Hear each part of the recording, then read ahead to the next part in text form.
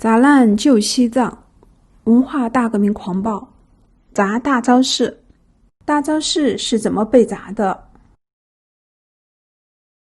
我在拉萨采访到几位当年的参与者和目击者，他们是怎么讲述这次革命行动的呢？就松说，当我们到大昭寺门口，还有信徒在磕长头，就往他们的身上贴了大字报。大昭寺大门的两边各有2尊护法神的塑像，也用浆糊在塑像上贴了大字报，还用红笔打上大大的叉。接着就去了松曲饶哇，在那里开会宣誓。学校的宣传队还表演了节目，围观的群众很多，居委会的红卫兵也上台发言，表示一定要向拉萨中学的红卫兵学习。那天学生们干的最多的事情就是砸转经筒，把里面的经卷取出来焚烧，但没怎么砸佛像。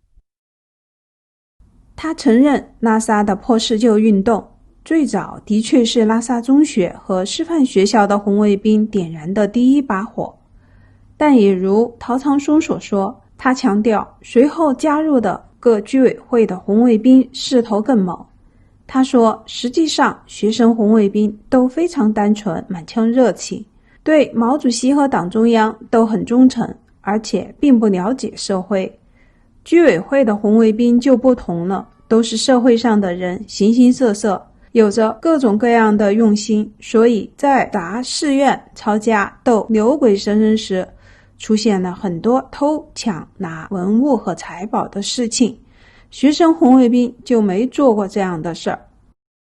已从自治区某单位退休的达瓦是拉萨中学高66级学生，当年是学生红卫兵的一个头头，对大昭寺被砸的过程应该说是了解的，所以他的回忆比较详细。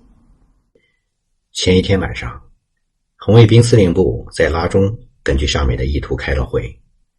这个上面是自治区，但到底是谁下的这个指示，我就不清楚了。说第二天要去爬过街搞宣传，居委会的群众也要参加，但也说了不准动手，不要砸什么东西。当时没说要砸大昭寺的，只是说要去搞宣传，这都说得好好的。第二天早上，天不亮就来了好多居委会的人，城关区下面的所有居委会的青年人都到拉中来了，差不多100多人。先是开会、集合、排队，然后统一从拉中出发。全校师生加上新生可能有700多人，总共加起来肯定有上千人，或者还要多。记得出发时太阳很大，路上一边走一边呼口号。到了大昭寺南边的松雀饶哇就开演出，搞宣传，然后开大会。谢方毅老师在台上讲话，好像还没讲完，突然就乱起来了。抬头一看，这大昭寺的楼上出现了好多人，好像都是居委会的群众。我后来还听说过，有些人还是各县来的积极分子。究竟怎么回事，反正不知道，反正都是老百姓，拿着十字镐、洋锹什么的，也不知道是从哪里钻出来的。我们不是在这楼下的讲经场吗？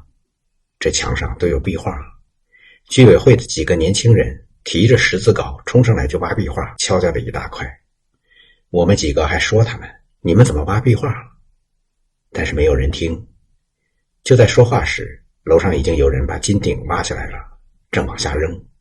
这下子下面也就乱了，这一乱就散了，全都散开了。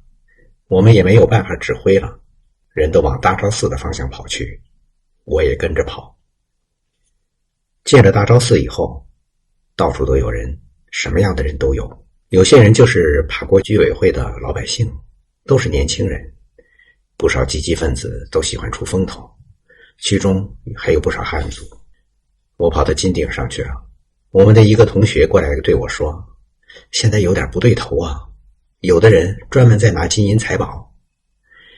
我第一个念头就是这些东西都是国家的，至于是不是文物，当时还没有这样的想法，但总感觉这是国家的财产，所以我马上就开始布置了，从楼上一直到楼下都安排了我们同学站岗，要求他们盯住，不让人随便进里面，谁也不准拿东西。我看见有一个老头，是一个居民，他手里拿着一顶佛像头上戴着的帽子，正想走。那帽子全是纯金和宝石做的。我就问他，你干什么？他慌慌张张地说，这是四旧，我要扔出去。我就说，你放在这地上，不许扔。他只好放在地上走了。大昭寺主殿旁边不是有个卓玛拉康吗？是杜母殿吗？当时我的一个同学告诉我，卓玛拉康门口聚集了100多人，有汉族也有藏族，要管理佛殿的僧人开门。圭尼拉不干，他们就威胁他。圭尼拉有点害怕，就准备掏出钥匙开门。我们同学制止了，说不能开门，因为那里佛像多，金银财宝也多。结果有几个人是藏族，就跟他吵。我们同学就说，我是拉中的红卫兵，这里面的东西很珍贵，是国家的财产，你们不能随便进去。他还专门对其中的汉族说，你们汉族不知道，这里面都是国家的财产。于是那些汉族就走了，剩下大概几十个藏族，一看不对头，也就走了。所以卓玛拉康那一天没动成，保存下来了。但后来听说还是被砸了。当时觉康，也就是释迦牟尼佛殿也没有动，因为觉仁波切跟前的那个链条门是锁起来的。那些僧人归你了，不给钥匙，那里面也就没有砸成。所以后来有人说，觉仁波切被拉中的红卫兵用十字镐砍过。虽然那天拉中几乎所有的学生都去了大昭寺，但到底有没有砍成我不清楚，当时也没有人听说过。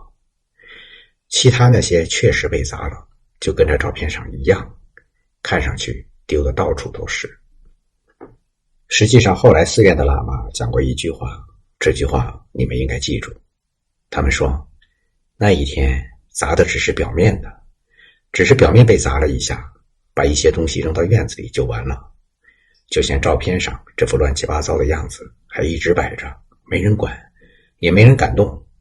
但不久就开始慢慢的清理，一直清理了3个月，把寺院里真正的宝贝全部都拿走了。先是收拾金银财宝，然后是铜的和铁的，至于泥塑的就扔了，不要了。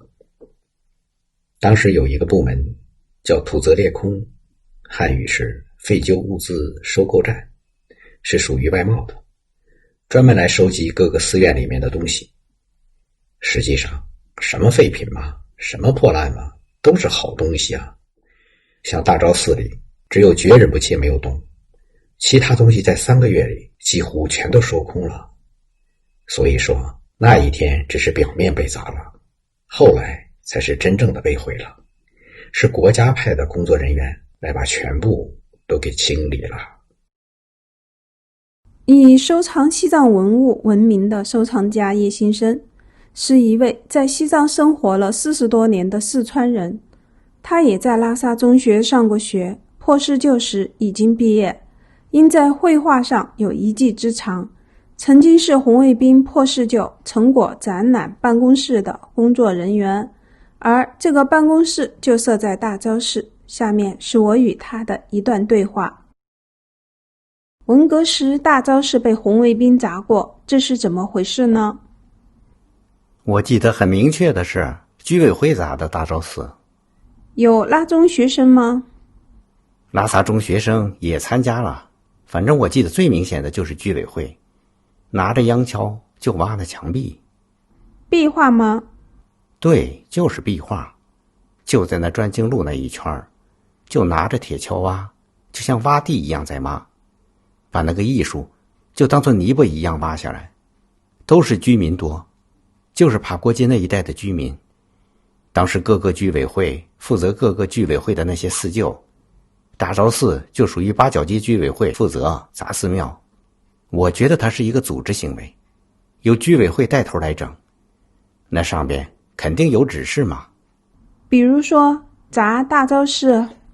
实际上从组织程序来说，我估计就是八角街派出所啊，八角街居委会啊，城关区啊，这些总之都有指示。当然不久政府机关好多就已经失掉了政府功能，但是那会儿还是很管用。确实，在这批砸大昭寺的照片上有许多拉萨中学的学生，包括48页下图这个正用铁把挖佛殿金顶的女红卫兵。尽管只是一个看不见面容的侧面，尽管穿着汉式服装，但从她有些散乱地盘在脑后的发辫，那通常是藏人的发饰，从她那一小半面颊上似乎绽放着笑容的轮廓，从她低伏的姿态，我们基本上可以认出她是一个藏人。当年的参与者有的说是像这个人，有的说是像那个人，直至后来才被确认。其实无论是谁，如今已年过60的他回想起50年前发生在大昭寺的这一幕，是否会痛苦，是否会忏悔？看上去年轻的他是被一种极大的热情，这是什么样的热情呢？推动着，毫不迟疑地干得令今天的藏人们无比震惊的壮举。难道在他的心中，那些凝聚了西藏民族的宗教精神、历史意义和艺术魅力的寺院建筑，只是一堆象征世旧的破烂玩意，所以要坚决的、勇猛的铲除，而一个崭新的世界就将在旧世界的废墟上诞生吗？如今有许多当年的积极分子，不是在每天清晨环绕大昭寺或波塔拉宫转经，佛教信徒礼佛的一种形式，只围绕寺院或宗教圣物原是顺时针方向而行的人流中，就是在夕阳将至，默默地擦拭净水碗的人家里，而他会不会也如此逆行佛事呢？然而砸大昭寺的仅仅只是拉萨中学的学生和八角街居委会的居民吗？我从采访中得知，那天除了学生，除了居民，还有一群身份特殊的人——三教工作团。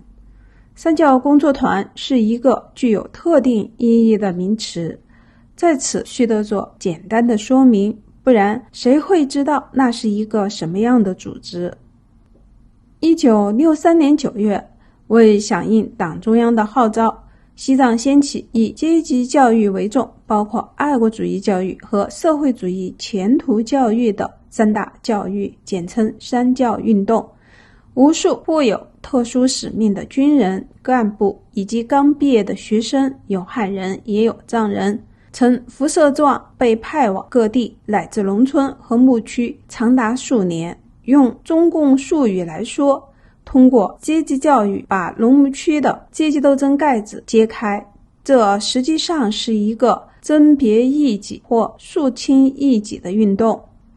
中国各地以社会主义教育为主的运动，在文革开始前已告结束，而步调历来慢半拍的西藏还在继续搞三教。遍及西藏各地的工作团是否在开展三教的同时也大破四旧呢？其实早在文革之前，西藏不少地方已有砸寺院斗喇嘛的现象发生，不能不说与三教工作团有关。中共方面后来也承认，正是在三教运动中发生了不少阶级斗争扩大化的问题，破坏了党的民族政策和宗教信仰自由政策。一位藏人知识分子指出，三教其实就是文化大革命的开头。那么大昭寺也要搞三教吗？或者说那天在砸大昭寺时，三教工作团就在现场吗？是的，不但就在现场，而且在学生和居民进入大昭寺之前已驻扎寺中，并开始用军车将珍贵的法器、供具和古老的经书、唐卡等运出寺外。至于运往何处，谁也不知道。有人还清晰地记得三教工作团的团长名为李芳，音译后任城关区的书记。曾将供奉在大昭寺主供佛释迦牟尼佛像前的一盏用黄金打制的供灯葬予为隆冬寺宫，占为己有。另外，在这些照片中，157页图片的画面上是革命群众捧着标题为热烈祝贺立新大街的诞生的大字报，署名是三教二团全体革命。这表明三教工作团至少在1966年的8月底依然存在，依然活跃于更名为立新大街的法国街。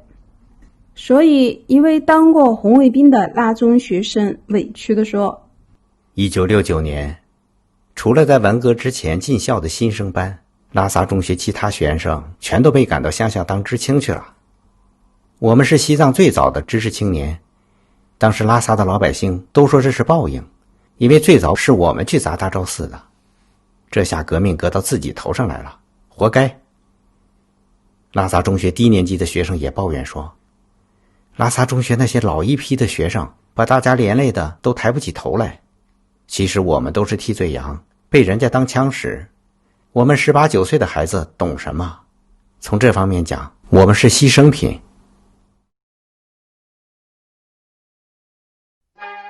本节目由绝地金书工作室制作发布，请扫描赞赏二维码进行赞赏，您可以得到回赠的电子书或其他作品。